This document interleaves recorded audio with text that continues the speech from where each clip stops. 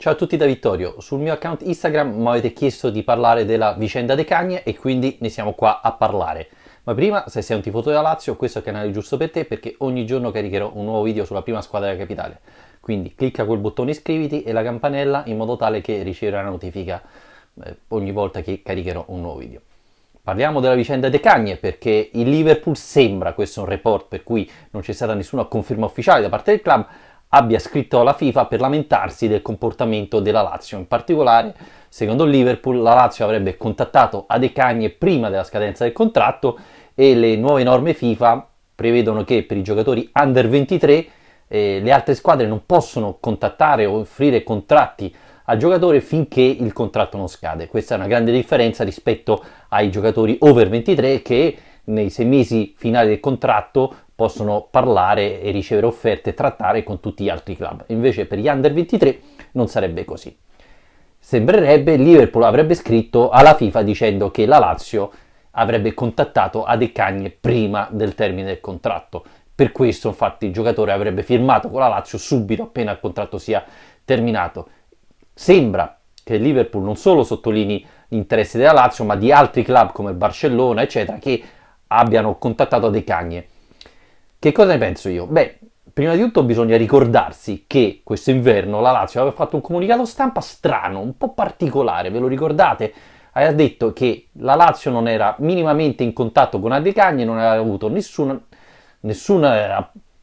adescamento, nessun contatto con i giocatori del Liverpool, smentendo così la stampa. Perché? Perché molti siti inglesi e italiani hanno parlato di un accordo fra De Cagne e Lazio e la Lazio aveva fatto questo comunicato stampa, piuttosto strano a quell'epoca. Adesso sembra abbastanza chiaro perché erano usciti questi rumors e la Lazio, per evitare che appunto la FIFA aprisse un procedimento contro la Lazio, è uscita fuori con questo comunicato stampa.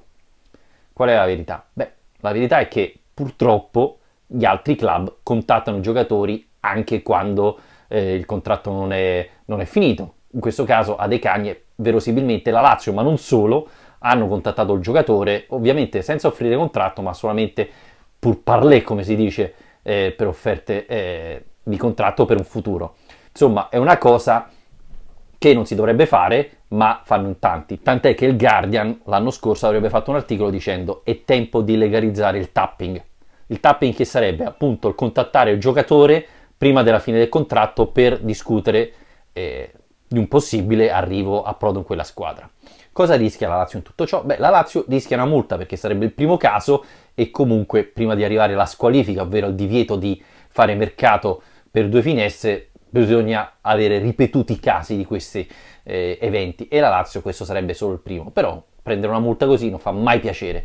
Ma in questa vicenda ci sono 2 cose molto simpatiche che voglio tirare fuori perché non sono state dette, non le trovate sui siti italiani. La prima è che il Liverpool è stato squalificato nel 2017 per 2 anni in cui non poteva acquistare nessun giocatore del settore giovanile. Perché? Esattamente per quello che accusa la Lazio, ovvero di tapping. In questo caso parliamo di giocatori 15 e 14 che il Liverpool avrebbe avvicinato promettendogli un contratto se fossero venuti al Liverpool in età in cui non si poteva ancora discutere di questi contratti, in cui i giocatori erano vincolati ad altre società. Il Liverpool è stato sgamato, come diremmo noi, ed è stato squalificato per 2 anni per tapping. È buffo perché dopo il Liverpool è stato squalificato il Manchester United e quest'anno l'Everton, la squadra rivale del Liverpool. Per cui, vedete, non solo, ma adesso parliamo tutti di Van Dijk, probabilmente il più forte difensore adesso in circolazione, con Liverpool sta facendo cose incredibili. Beh, il Liverpool era stato accusato da Southampton di tapping up, appunto quando il giocatore era ancora sotto contratto dal Liverpool, Klopp e alcuni dirigenti del Liverpool erano andati dal giocatore per convincerlo a firmare per il Liverpool e il Southampton non ha gradito per nulla questo e aveva denunciato il Liverpool alla FA in quel caso, tant'è che il Liverpool aveva dovuto fare un comunicato ufficiale per scusarsi per il comportamento di Klopp e dei dirigenti del Liverpool. Ecco, quindi è come il bue che dice cornuto all'asino, no?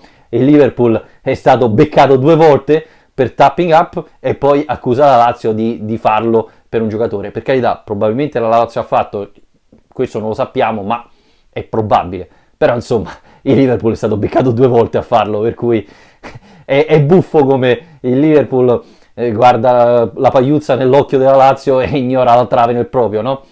Non solo nel settore giovanile, ma anche con Van Dijk, insomma, che dire, il Liverpool è recidivo e fa queste cose. Beh, ovvio, segnala la Lazio alla FIFA per dire, vedete, non sono solo io a fare questi errori, ci sono anche altre squadre coinvolte, bisogna intervenire.